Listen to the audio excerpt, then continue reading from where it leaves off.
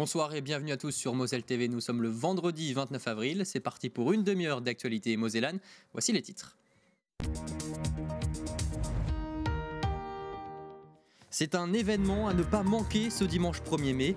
Après des années de travaux, le site verrier de Meisenthal dévoile enfin son musée du verre.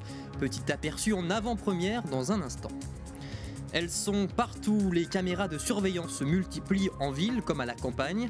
Nous sommes allés à Voipy et à Rethel, deux communes aux profils bien différents, mais aux mêmes aspirations dans ce domaine. Le FC Metz sera-t-il en Ligue 2 ce dimanche à 17h après son déplacement à Montpellier? En fonction des résultats de cette 35e journée, les Grenats peuvent être relégués, l'avant-match dans quelques minutes. Ce week-end, la météo sera mitigée entre éclaircies et nuages. Les températures resteront printanières. Toutes les précisions à la fin de cette séquence d'informations avec René Anne. Et puis l'invité du jour est Stéphanie Changarnier, conseillère municipale à la ville de Metz, déléguée à la politique des seniors. Bonsoir. Bonsoir. Nous reviendrons avec vous sur l'ambition de Metz, être labellisée ville amie des aînés. Mais avant, développons les titres du jour.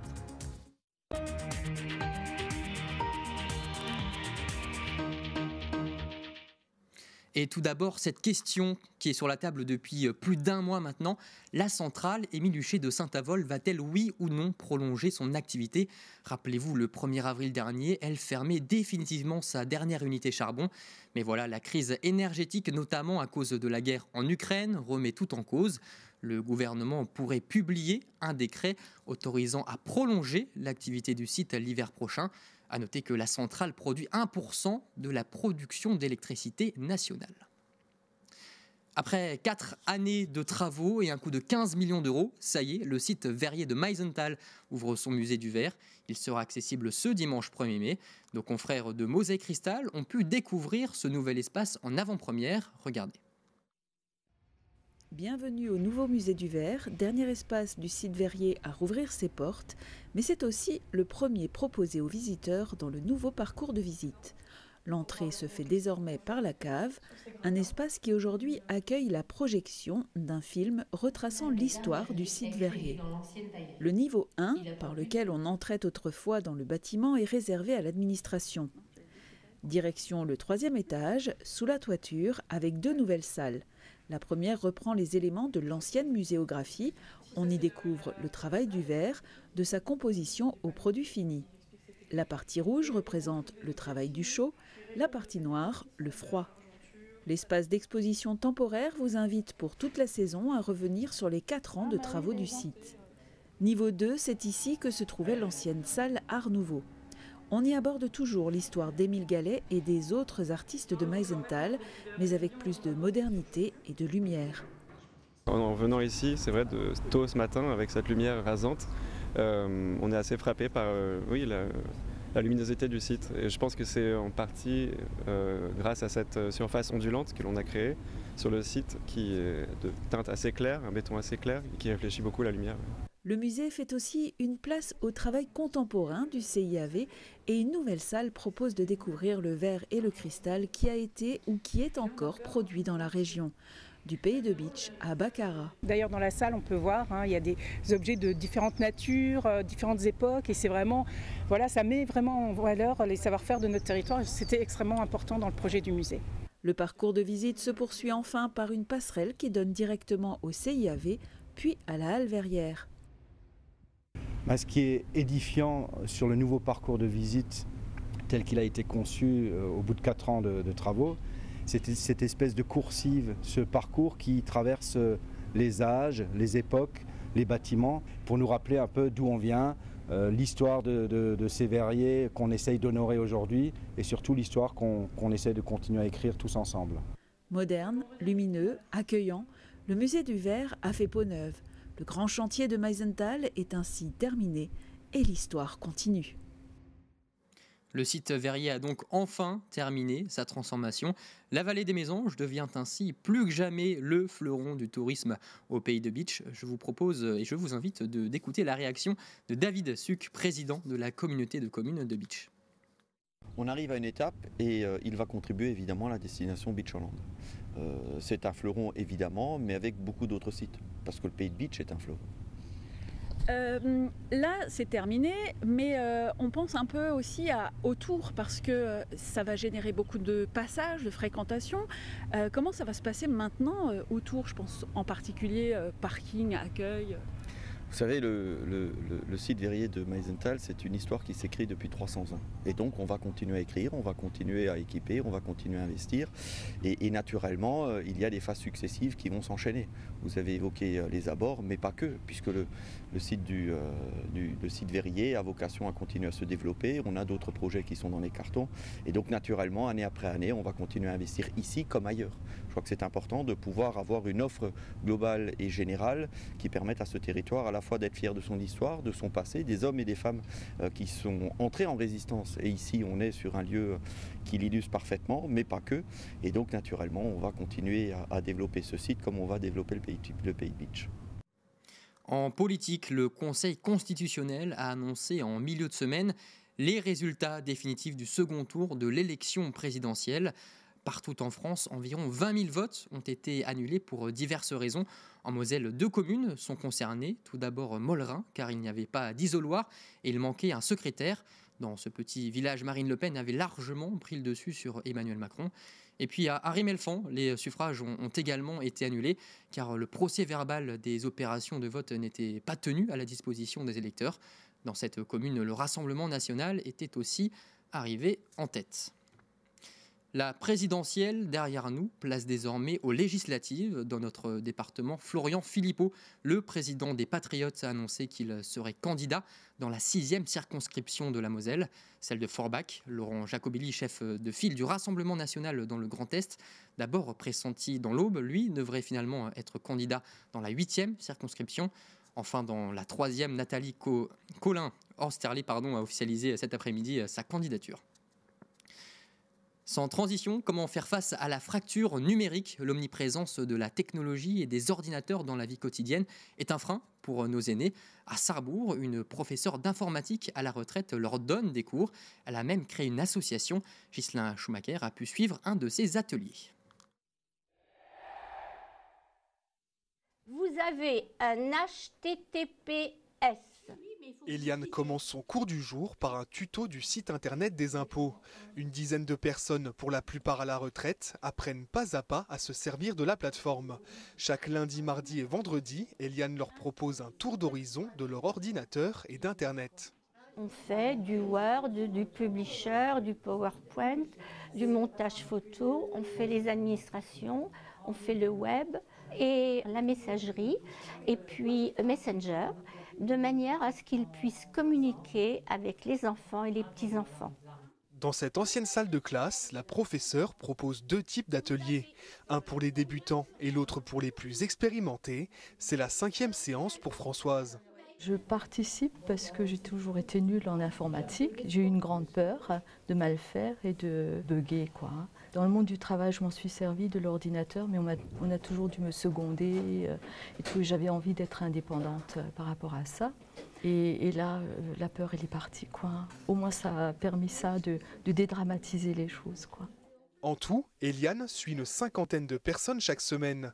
La demande ne fait que s'amplifier, à tel point qu'elle est obligée d'appeler en renfort ses anciennes élèves comme Claudine. Un soutien nécessaire, notamment lorsque les apprentis geeks laissent pénétrer des virus sur leur ordinateur. Oh, il y en a. Qu'est-ce qu'elle m'a été voir? Des choses qu'il fallait pas. Mais pas de panique en cas de bêtises, ici il n'est pas question de bonnet d'âne. Chacun progresse à son rythme et dans la bonne humeur, c'est ce qui a séduit Astrid qui n'a presque loupé aucun cours depuis 4 ans. Ça me permet de sortir de chez moi déjà et en même temps ça me fait plaisir. On est toujours là les unes pour les autres et on en apprend toujours, ou on réapprend. Dernièrement, ces cours ont même accueilli des personnes dans la vie active qui cherchaient à se perfectionner. L'association envisage même, au vu de son succès, de multiplier les créneaux de formation du lundi au vendredi. Et passons tout de suite à notre rubrique grand format.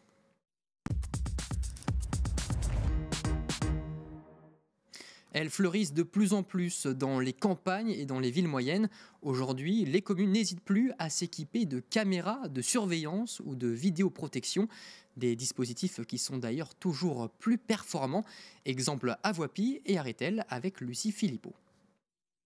Et c'est ici qu'effectivement, avant la pose des caméras, on avait systématiquement un amoncellement de tout, de rien. On a surpris des gens à essayer de rentrer des seaux à coups de pied dans ces collecteurs de papier. Donc ça ne pouvait pas continuer. Ça pouvait pas continuer. Et vous voyez, aujourd'hui, on a retrouvé un site qui est propre. Et j'aspire à ce qu'il le reste. Suite aux incivilités à répétition, ce maire a décidé d'investir dans la vidéosurveillance. Depuis 2020, 3 caméras ont été installées dans des endroits stratégiques du village. Je ne souhaite pas fliquer à outrance, hein, c'est un peu ce qu'on nous reproche, mais il faut savoir que la tranquillité de mes administrés, ça m'incombe aussi et ça me préoccupe. La liberté de l'un s'arrête là où commence celle de l'autre, et ça, il faut absolument que ça soit respecté. Et pour justement respecter ce proverbe, la commune, comptant pourtant moins de 1000 habitants, va continuer à investir. Néanmoins, il existe bel et bien un bémol, le maire redoute un déplacement du problème dans les villages voisins. C'est pour cette raison qu'ici, à Voipy, une police intercommunale a été créée en 2006, car la ville est suréquipée. À l'heure actuelle, elle compte 148 caméras, soit une pour environ 70 habitants, un ratio plus élevé qu'à Nice, la référence française en termes de vidéoprotection. Mais je présume que si elles ont été posées au coût que ça doit coûter, c'est qu'il y avait une raison valable au départ. Je pense que ça a été pensé et que ça n'a pas été fait n'importe comment. C'est beaucoup plus sécurisant, surtout pour les enfants. Quand ils rentrent à l'école, qui rentrent à pied, ce genre de choses-là, en fait, c'est plus sécurisant de savoir que si jamais ils rencontrent un problème quelconque, en fait, ils soient surveillés entre guillemets. Je ne pense pas que ça serve à quelque chose sur le plan sécurité. Par contre, sur le plan des libertés individuelles, je trouve que c'est une grosse question. Sur ce sujet justement, la ville est très rigoureuse, seul le domaine public est surveillé. C'est défini dès le départ de l'installation des caméras, les zones qui sont de l'issue du privé et donc forcément ne sont pas, on va dire, ni enregistrées ni vues et on ne peut pas retirer ces filtres. Donc ils sont automatiquement grisés. Et si infraction il y a, elle doit être constatée en flagrant délit par l'opérateur, sinon il faut demander une réquisition aux forces de l'ordre. On voit qu'en l'espace à peu près de 10 ans, nous avons divisé par 11 le nombre de délinquants sur la commune. Et les caméras, et bien sûr l'ensemble des équipes qui font partie de la police municipale, ont permis, on va dire, de pouvoir diminuer et diviser ces chiffres. Récemment, le conseil municipal de Voipy a voté son budget. D'ici fin 2022, la ville comptera près de 200 caméras. Des dispositifs qui seront d'ailleurs encore plus sophistiqués, avec par exemple des alertes automatiques lors d'infractions au code de la route. Un peu de culture désormais, direction la Moselle Sud, à la rencontre d'une artiste plasticienne, Alexandra Gerabé. Cette passionnaire de peinture et d'aquarelle confectionne également des totems à la manière des Indiens d'Amérique, portrait par Ghislain Schumacher. Depuis 3 semaines, Alexandra travaille ce morceau de Douglas d'une longueur de 4,20 m. Après avoir soustrait le cœur et l'écorce de l'arbre issu d'une forêt locale, elle dessine les traits de son totem. C'est le 7e géant de bois qu'elle réalise. Alexandra s'est passionnée pour cet art lors d'un voyage en Alaska il y a 12 ans.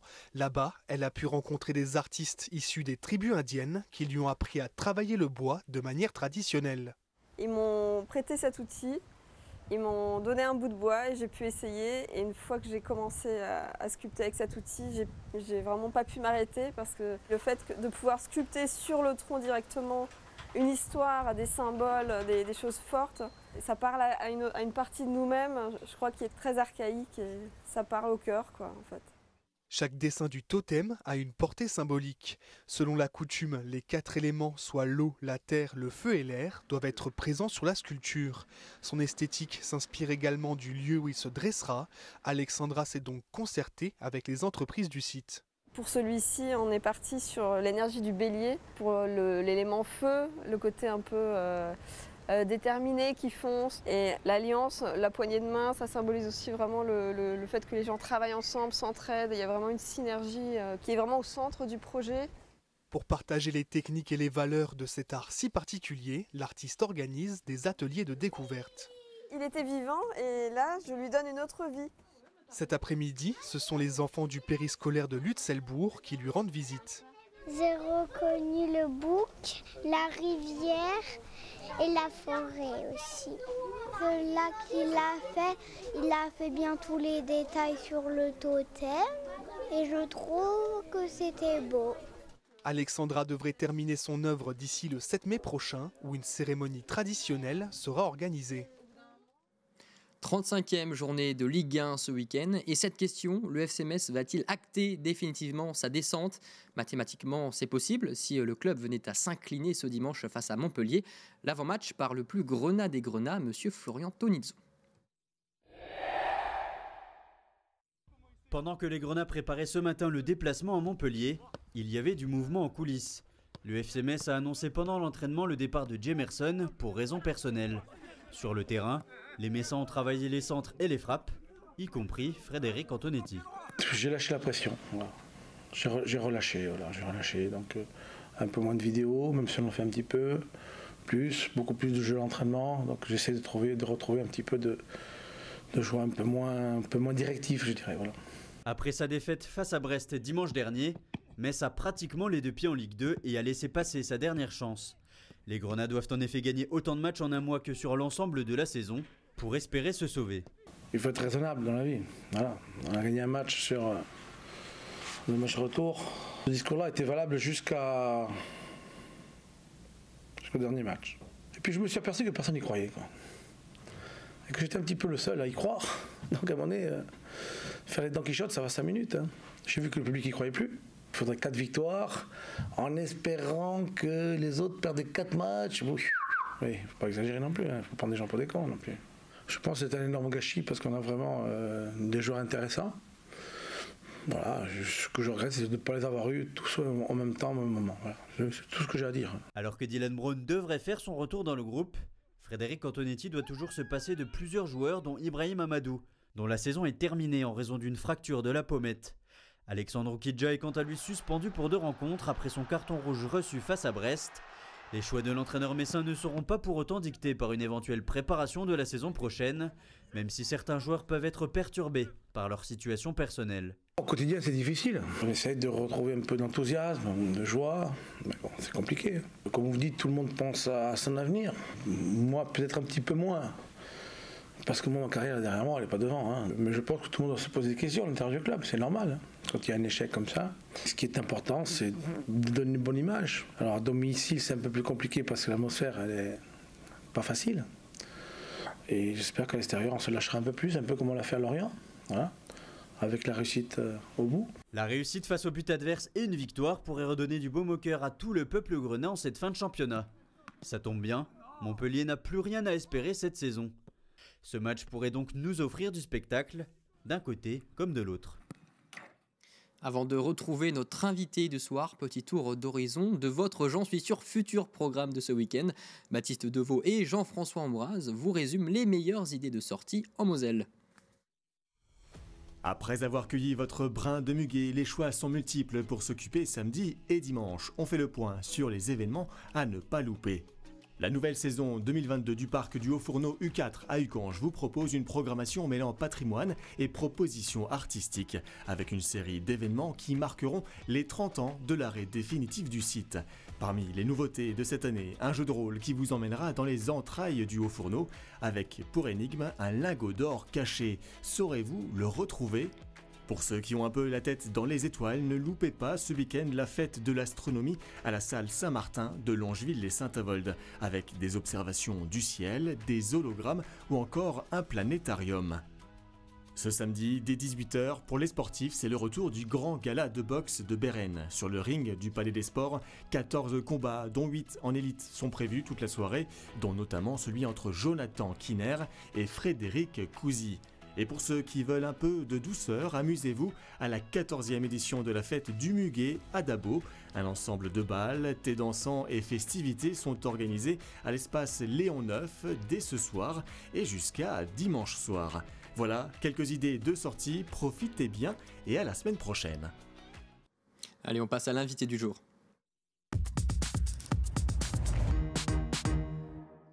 Et ce soir, je vous le disais, Stéphanie Changarnier, conseillère municipale à la ville de Metz et donc déléguée à la politique des seniors, est à mes côtés.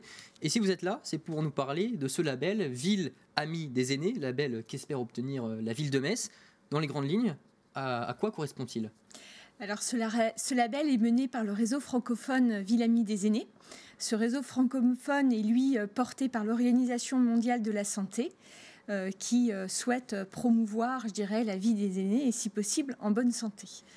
Et donc ce réseau, vous en faites partie depuis 2012, je crois déjà. Alors, le réseau francophone a été créé en 2012 et la ville de Metz y a adhéré en 2015 et en est administratrice depuis 2016. Donc on a vraiment une politique active dans ce réseau. Et donc ces labels vont être décernés en fin d'année. Vous savez combien de villes? Il y a un quota Alors aujourd'hui, 3 villes ont été labellisées en 2021. C'était le début du label. Metz a souhaité s'engager, je dirais, dès le départ. Donc c'est un gros challenge pour la ville et c'est mettre en valeur toutes ces actions.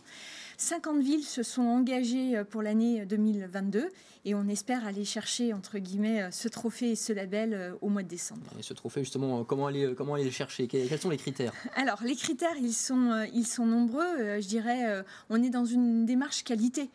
Clairement, et donc pour aller chercher ce label, on va déjà procéder à un état des lieux de notre territoire. Ensuite, on va réaliser un plan d'action et avec justement les seniors. Et à travers ça, donc c'est sa mise en œuvre et donc c'est mettre aussi en exergue tout ce qui a déjà été fait, tout ce que nous prévoyons de faire et tout ce qui reste à faire. Et donc pour améliorer la politique des seniors de la ville, vous avez lancé une concertation au public, c'est de ça dont vous parliez, qui se tiendra le 12 et le 13 mai prochain. Qu'est-ce que vous attendez de cette concertation? Alors cette concertation, c'est un passage obligatoire, mais aussi un passage de bon sens. Bon sens parce qu'on n'imagine pas construire une politique des seniors sans les seniors. Et donc on souhaite effectivement leur donner la parole lors de ces journées, lors de ces échanges. 8 échanges sont prévus sur la ville. Et le but, c'est vraiment de construire avec eux le plan d'action pour les 4 ans qui viennent. Donc on souhaite qu'ils soient vraiment partie prenante. C'est ce qu'ils souhaitent. Et donc à eux maintenant de venir s'exprimer dans un cadre très convivial et un moment convivial. Donc vous parlez de 8 échanges, ce sont 8 thématiques différentes qui vont être abordées? Alors lors de ces 8 réunions, toutes les thématiques seront abordées. Les thématiques, il y en a 8 au sein du réseau francophone. Ça part de l'habitat, de l'espace extérieur, de la mobilité, de la citoyenneté, de l'information, de la communication, culture, loisirs, la santé aussi, bien entendu. Et donc, toutes ces thématiques seront abordées lors des échanges. Alors, pourquoi 8 ? Parce qu'on va se déplacer dans 8 endroits différents de la ville de Metz. Et on a effectivement souhaité que ce soit des lieux différents. Donc, on va aller dans des résidences autonomie, mais tout le public, tout le quartier est bienvenu. On ira dans des mairies de quartier, on ira dans des clubs, dans des médiathèques. Voilà, on souhaite élargir tous ces lieux qui sont disponibles pour les seniors. Et est-ce que ces thématiques correspondent aussi finalement aux critères de ce label ? Ce sont les critères, effectivement, ces thématiques, ce ne sont pas nous qui les avons choisies, c'est le réseau francophone qui donne ces thématiques. Il y en a une 9e d'ailleurs qui vient d'apparaître sur le développement durable, mais c'est bien effectivement ce label et ce sont en tout 111 critères qu'on va devoir nous évaluer dans notre politique. Et un des critères, c'est la concertation. Sans concertation, on ne fera pas grand-chose. Et avant cette concertation, est-ce que vous, la ville de Metz, vous avez déjà des idées justement pour vous améliorer dans la politique ? On a des idées quand effectivement on a fait le programme pour la candidature. On avait des idées pour les seniors. Maintenant, il faut qu'on aille plus loin parce que parfois il y a des idées mais très, très simples à mettre en œuvre auxquelles on n'a peut-être pas pensé. Concrètement, lesquelles ? Si on peut donner des exemples. Alors concrètement, les seniors sont très friands d'activités physiques. Donc il faut qu'on développe ces activités physiques. Ils sont friands aussi de mobilité et d'ailleurs c'est pour ça que la navette 81 aussi est née. On a 2 navettes dans la ville, la 83, la 81. La 81 dessert tout le quartier du Pontifroy, le quartier de Sainte-Croix. C'était un besoin parce qu'on a des seniors qui y résident. Donc ça fait partie aussi de ces problématiques-là. Les seniors demandent aussi de la culture, amener la culture à Metz, si possible même la culture parisienne, faire découvrir de nouveaux auteurs, de nouveaux acteurs. Voilà, donc c'est des petites choses. C'est une politique aussi qu'on mène avec le Conseil des seniors. Nous avons 55 membres qui travaillent sur 4 axes, mais qui sont très proches des thématiques du réseau francophone. Donc je suis persuadée qu'on va réussir à établir et à bâtir un plan d'action riche. Et donc Donc rapidement, comment on fait pour s'inscrire à cette concertation? Alors rapidement, vous avez différents moyens, soit de vous rendre directement dans les mairies de quartier ou à l'hôtel de ville Place d'Armes, soit en téléphonant à la ville de Metz, à Allo-Mairie, au 0800 891 891. Et puis pour ceux qui sont ici initiés, directement sur Internet. Voilà. Vous aurez tous les renseignements et tous les quartiers. Et donc résultat pour ce label en fin d'année? Résultat pour ce label en fin d'année, et on compte sur au moins 160 seniors pour nous accompagner les 12 et 13 mai. Merci beaucoup Stéphanie Changarnier d'avoir été avec nous. Nous terminons cette séquence d'information avec l'image du jour qui nous emmène à Ambach. Hier, la tour Smart s'est vidée de ses occupantes. Une après l'autre, les voitures ont été descendues puis retirées de l'immense structure en verre. Pour rappel, cette tour est visible depuis l'autoroute et donc cela marque la fin d'une époque et l'aube d'une nouvelle, celle d'Ineos Automotive, propriétaire du site.